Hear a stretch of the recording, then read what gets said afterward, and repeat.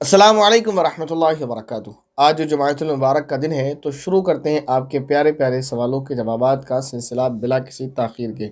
بس ایک چھوٹی سی درخواست کے ساتھ کہ آج جمعہ ہے کیونکہ تو سورہ کہف کی تلاوت آپ ضرور کیجیے گا جتنا ہو جائے، اور اس کا ثواب مرحومین کو ایصال بھی کیجیے گا، اور اپنی دعاؤں میں تمام مسلمانوں کو یاد رکھیے گا، خاص طور پر بندہ ناچیز کو بھی۔ اس کے بعد سوال ہے پہلا، محترم محمد مشتاق صاحب کا سوال ہے ان کا۔ السلام علیکم۔ وعلیکم السلام ورحمۃ اللہ وبرکاتہ۔ کہہ رہے ہیں سوال یہ ہے کہ نماز میں سر پر ٹوپی ٹھیک سے نہ لگے، سجدہ کرنے میں ٹوپی پہ بھی سجدہ ہو جاتا ہے، نماز ہو جائے گی کیا؟ دیکھیں اس کا جواب یہ ہے، چند چیزیں آپ سمجھیں۔ بلا وجہ، بلا کسی عذر کے خواہ مخواہ یوں ہی سر کو یا امامہ کو یا پیشانی پر رکھنا، اور اس حالت منی یا ابھی تو یہ پیشانی کھلی ہوئی یہاں پر ہے، اگر اس کو اور نیچے کر لیا جائے اور یہاں تک رکھا جائے اور پھر اس صورت میں نماز پڑھی جائے تو یہ عمل جو ہے اچھا نہیں ہے۔ ایک بات ہو گئی۔ دوسری بات یہ کہ اگر کوئی عذر ہے، کسی عذر کی وجہ سے، مثلا سر میں چوٹ ہے تو پٹی بندھی ہوئی ہے، یا ٹھنڈ ہے، ٹھنڈ سے بچانے کے لیے زمین پر سجدہ کرنا ہے اور وہاں فرش نہیں بچھا ہوا ہے، تو اس وجہ سے کوئی اگر اپنا امامہ یہاں باندھتا ہے کسی عذر کی وجہ سے تو پھر یہ جائز ہے، درست ہے۔ اب مسئلہ یہ ہے کہ وہ سجدہ کرتے ہیں ایسی کنڈیشن میں، تو اب مسئلہ یہ رہ جاتا ہے کہ ٹوپی پر سجدہ کرنا۔ ٹوپی کوئی اتنا موٹی نہیں ہوتی، ٹوپی کا کپڑا اتنا موٹا نہیں ہوتا ہے، تو بہرحال اگر اس پر سجدہ کیا جائے اور سر پورا ٹک جاتا ہے تو پھر سجدہ ہو جائے گا، کوئی حرج کی بات نہیں ہے۔ اس کے بعد محمد اشفاق صاحب سوال کر رہے ہیں۔ السلام علیکم مفتی صاحب۔ وعلیکم السلام ورحمۃ اللہ وبرکاتہ۔ میرا سوال یہ ہے کہ نماز میں قرآن کتنا فاسٹ پڑھ سکتے ہیں؟ قرآن نماز میں کتنا فاسٹ پڑھ سکتے ہیں؟ اتنا فاسٹ پڑھیں آپ کے تجوید کے قواعد کا لحاظ رکھتے ہوئے آپ پڑھ سکیں، یعنی غنہ، اخفاء، ادغام، اقلاب، حروف کی صحیح ادائیگی، لہن جلی لہن خفی نہ ہو، اس کا خیال کرتے ہوئے جتنی تیز آپ چاہیں پڑھ سکتے ہیں۔ اب آپ کو یہ دیکھنا ہے کہ آپ کتنی تیز پڑھنے میں لہن جلی اور لہن خفیفہ کا خیال نہیں رکھ پا رہے ہیں، یعنی حروف کی ادائیگی بھی درست ہو، غنہ، اخفاء، مد اور جو قواعد ہیں وہ درست ہونے سے ہی پڑھ سکتے ہیں۔ یعنی خلاصہ یہ کہ اتنی تیز نہیں پڑھیں کہ لہن جلی اور لہن خفی کا خیال نہ رہے۔ ایک اور سوال ہے، قرآن کی طرف رخ کر کس طرف رخ کر کے پڑھنا چاہیے؟ تو قبلے کی طرف رخ کر کے پڑھ لیں، یہ ادب ہے، باقی پھر ناممکن ہو تو کہیں بھی رخ کر لیں، اس کے لیے کوئی ضروری نہیں ہے۔ یہ تو مسئلہ نماز کا ہے کہ کس طرف رخ کر کے نماز پڑھنا چاہیے۔ اس کے بعد سوال ہے، السلام علیکم مفتی صاحب۔ وعلیکم السلام ورحمۃ اللہ وبرکاتہ۔ میں تبسم انصاری، میرا سوال ہے کیا عورت کے طلاق ہو جائے تو عورت کو عدت کرنا ضروری ہے نا؟ پلیز ریپلائی دیں۔ جی، اگر کسی عورت کو طلاق ہو جاتی ہے تو جو طلاق کی عدت ہے وہ عورت کو مکمل کرنا ضروری ہے۔ اس کے بعد بھائی صاحب عالم سوال کر رہے ہیں، السلام علیکم۔ وعلیکم السلام ورحمۃ اللہ وبرکاتہ۔ کیا فرماتے ہیں مفتیان اکرام اس مسئلہ دل کے بارے میں؟ بکر ایک مسجد میں تراویح پڑھانے پر اجرت لیتا ہے، تو علماء میں اختلاف ہو گیا۔ ایک علماء کا گروپ کہتا ہے کہ تراویح کی اجرت حرام ہے، جبکہ دوسرے علماء کہتے ہیں کہ قرآن کی اجرت حرام ہے لیکن تراویح کی نماز پر اجرت لینا جائز ہے۔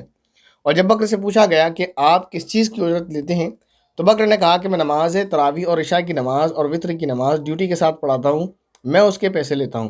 پھر بکر نے کہا کہ میں قرآن کی اجرت کو قرآن خوانی میں جائز نہیں سمجھتا، اور جو مدرسین قرآن پڑھاتے ہیں اس کی بھی میں اجرت جائز نہیں مانتا۔ ظاہر سی بات ہے وہ قرآن کی اجرت نہیں بلکہ ڈیوٹی کے پیسے لیتے ہیں۔ تو مفتی صاحب، علماء کے کس گروپ کا کہنا ٹھیک ہے اور بکری کی بات کہاں تک ٹھیک ہے؟ میں آپ کی ویڈیو ساری دیکھتا ہوں، آپ بہت اچھا کام کر رہے ہیں، امید ہے آپ ہمارا سوال سمجھ گئے ہوں گے۔ آپ کا بھائی حافظ صاحب عالم، ضلع سیتا پور، خیر آباد۔ مسئلہ کیونکہ رمضان شروع ہو رہے ہیں تو یہ مسئلہ یقیناً آنا تھا اور آ گیا۔ اس میں چند چیزیں ہیں۔ پہلی بات یہ ہے کہ بکر ایک فرضی نام ہے، اور یہ صاحب جو ہیں بکر جو بھی ہیں یہ اصلی نام ہوگا، نماز تراویح پڑھاتے ہیں اور اس پر اجرت لیتے ہیں۔ اب آگے بات یہ کہ علماء کے دو گروپ ہو گئے، ایک علماء، اس میں علماء کا اختلاف ہے، ایک گروپ کا کہنا ہے کہ تراویح کی اجرت حرام ہے، جبکہ دوسرے علماء کہتے ہیں قرآن کی اجرت حرام ہے لیکن تراویح کی نماز پر اجرت لینا جائز ہے۔ تو جو دوسرے علماء کہتے ہیں کہ قرآن کی اجرت حرام ہے اور تراویح کی نماز پر اجرت لینا جائز ہے، یہ ان کی تعویل، یہ قول درست نہیں ہے، اور اس پر انہیں تھوڑا غور کرنا چاہیے۔ پہلے والے علماء جو ہیں ان کے بارے میں آخر میں بات ہوگی۔ اس کے بعد یہ بکر سے جب پوچھا گیا تو بکر نے جو کہا ہے کہ میں نماز تراویح اور عشاء کی نماز اور وطر کی نماز ڈیوٹی سے پڑھانے کی اجرت لیتا ہوں، اس کا یہ کہنا بھی ٹھیک نہیں ہے۔ اور اس کے بعد بکر نے یہ کہا کہ میں قرآن کی اجرت کو قرآن خوانی میں جائز نہیں سمجھتا، بالکل صحیح ہے، قرآن خوانی یعنی قرآن پڑھ کر اجرت لینا ناجائز حرام ہے۔ اس کے بعد بکر نے کہا اور جو مدرسین قرآن پڑھاتے ہیں اس کی بھی میں اجرت لینا جائز نہیں سمجھتا۔ تو اس بات میں بکر معذرت کے ساتھ نرا جاہل یعنی کورا جاہل آدمی ہے، جس کو کچھ خبر نہیں۔ بہرحال یہی کہا جا سکتا ہے، یہ بالکل انتہائی جو ہے غلط بات اس کی ہے، اور اس لیے معذرت کے ساتھ یہ سخت لفظ استعمال کرنا پڑا کہ ایسے جاہلوں کی تعداد بڑھتی جا رہی ہے جو مدرسین کو یوں کہتے ہیں کہ یہ قرآن پڑھانے کی اجرت لیتے ہیں۔ ان کی پتہ نہیں، خیر بہرحال کیا کہیں ان سے، ایسا نہیں ہونا چاہیے۔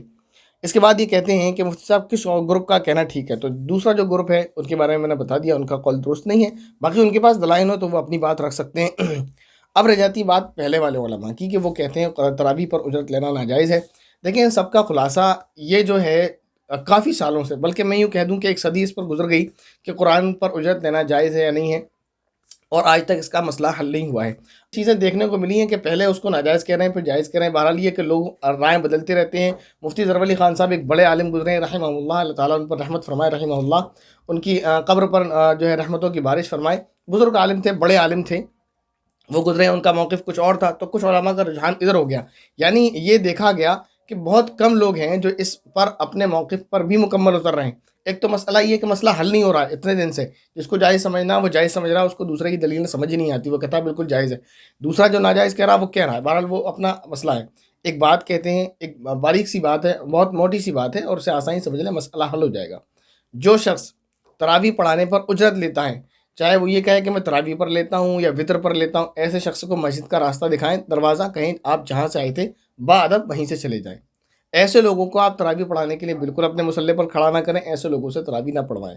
جو شخص تراویح پر اجرت یعنی کسی بھی بہانے سے تراویح سناتا ہے اور یہ امید رکھتا ہے کہ مجھے پیسے ملیں گے، ایسے آدمی سے تراویح ہرگز نہ پڑھوائیں۔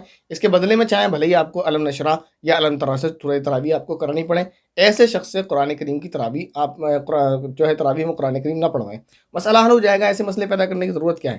یہ اس بات پر تمام علماء متفق ہوں گے، جو جائز کہتے ہیں جو ناجائز کہتے ہیں وہ تو ہیں ہی، میں بھی ایک بات کہہ رہا ہوں کہ اس کو ایسے لوگوں کو تراویح پر بالکل بھی نہ کھڑا کیا جائے۔ وہ لوگ جو بنا کسی امید کے، بنا کسی لالچ کے، بنا کسی تراویح جو ہے لالچ کے اور بنا کسی ڈیمانڈ کے قرآن کریم سناتے ہیں تراویح میں، ان لوگوں کو بلایا جائے، ان سے قرآن کریم سنا جائے۔ ایک بات ہو گئی، تو یہ مسئلہ ختم ہو گیا کہ لینا جائز ہے یا نہیں، صاف سی بات ہے، اور اس پر تمام علماء متفق ہیں کہ ایسے لوگوں کو کھڑا نہیں کرنا چاہیے۔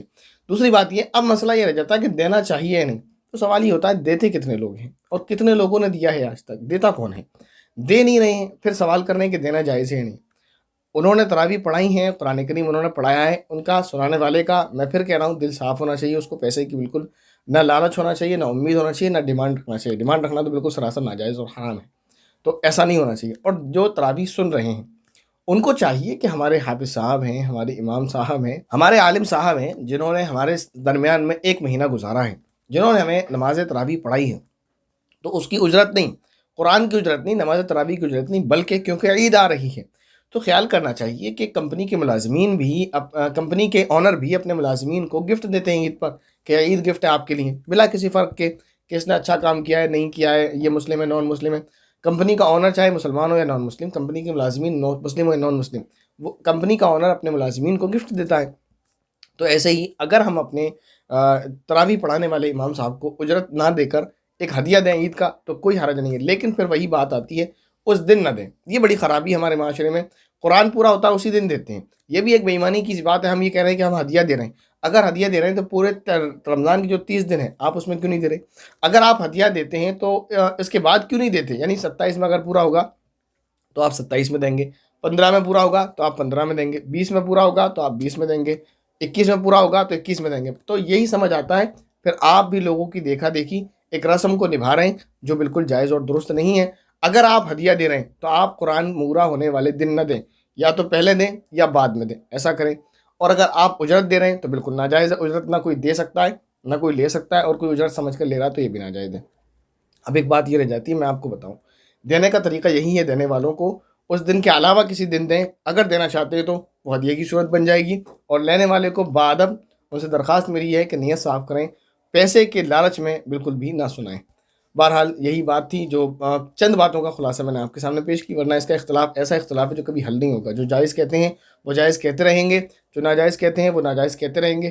ایک میں نے بات بتا دی، اس سے حل نکل سکتا ہے، سنانے والے کو کبھی بھی پیسے کا لالچ رکھ کر نہیں سنانا چاہیے، نہ امید، نہ لالچ، نہ ڈیمانڈ، یہ بالکل گناہ ہے، گناہ کی بات ہے اگر کوئی انسان ایسا کرتا ہے تو۔ اور ایسے لوگوں کو جو ڈیمانڈ رکھتے ہیں اپنے پاس نہیں بلانا چاہیے، ان سے تراویح نہیں پڑھوانا چاہیے، اور جو نہیں بھی دیتے ان کو چاہیے کہ دیں کیونکہ ہمارا امام ہے، لیکن اس دن نہیں، اس سے آگے پیچھے دیں، ہدیہ دیں، عید گفٹ دیں۔ تراویح کا اس میں کالم ہی ختم کر دیں آپ، نہ وہ تراویح کی اجرت بنے نہ وہ قرآن کی اجرت بنے۔ آپ اس کو ایسے دن دیں جو علماء اجرت کے مسئلے کو ناجائز اور جائز والا جو مسئلہ پیدا ہوتا ہے وہ ہوگا ہی نہیں، تو دونوں علماء کا گروپ جو ہے اس میں بھی کوئی اختلاف نہیں ہوگا، مسئلہ بھی ختم ہو جائے گا اور سارا جھگڑا ہی ختم ہو جائے گا۔ بہرحال اللہ تعالیٰ سمجھنے کی توفیق عطا فرمائے۔